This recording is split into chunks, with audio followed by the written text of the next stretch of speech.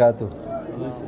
আসলে এই জায়গাটা তো আপনারা দেখতেছেন, আলহামদুলিল্লাহ আমরা সেই ৬,০০০ ফিট উঁচুতে, এই শহরটা কিন্তু ৬,০০০ ফিট মক্কা থেকে উঁচু। সেই জায়গাতে আল্লাহ রব্বুল আলামিন আমাদেরকে পাহাড় ঘেঁষে নিয়ে আসার তৌফিক দান করলেন। সে মহান রব্বুল আলামিনের জন্য একবার শুকরিয়া আদায় করি, সকলে বলে আলহামদুলিল্লাহ।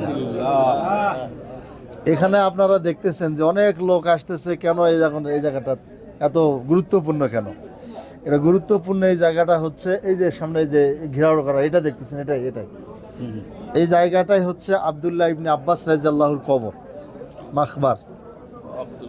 এটা কবর জিয়ারত করার জন্য সকলেই আসেন। আব্দুল্লাহ ইবনে আব্বাস ঢোকাঢুকি যাব না, এই যে যেভাবে দেখতেছেন এটা, এই আব্দুল্লাহ ইবনে আব্বাস রাদিয়াল্লাহুর কবরে।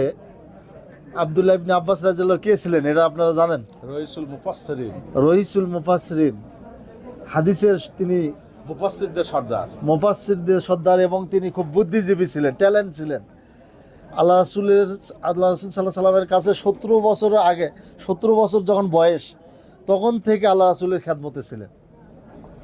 আল্লাহ রাসূল সাল্লাল্লাহু সাল্লাম বললেন, তোমার বয়স এখনো হয় না, আরও একটু কিছুদিন যাক, তারপরে আসার। কিন্তু তিনি তার মেধাতে ইয়াদে তিনি বুঝে দিয়েছেন যে আমি সব কিছুই পারবো।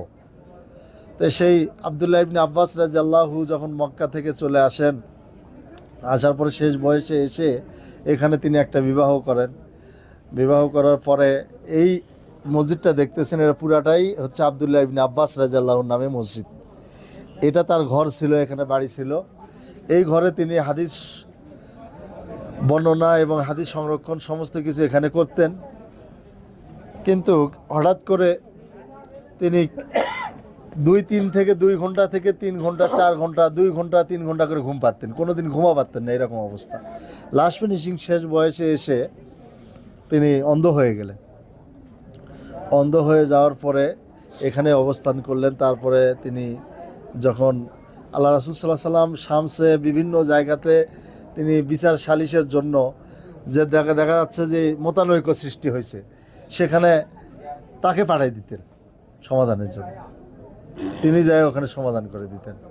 মানে এত তার দুর্দান্ত জ্ঞান বুদ্ধি ছিলেন যে আল্লাহ রাসূলের যা কাজ দেখতেন, যা শুনতেন, একবারে হয়ে যেত। তো সেই আব্দুল্লাহ ইবনে আব্বাস তিনি হচ্ছে খুব কনিষ্ঠ সাহাবী, আল্লাহ রাসূল সাল্লাল্লাহু আলাইহি সাল্লামের সাথে ছিলেন। তার মসজিদে আমরা, অজু আছে সবার? ঘুমাইছিলাম, অজু চলে গেছে। অজু যাদের আছে আমরা সময় দিব, এখানে ওই যে সামনে যায়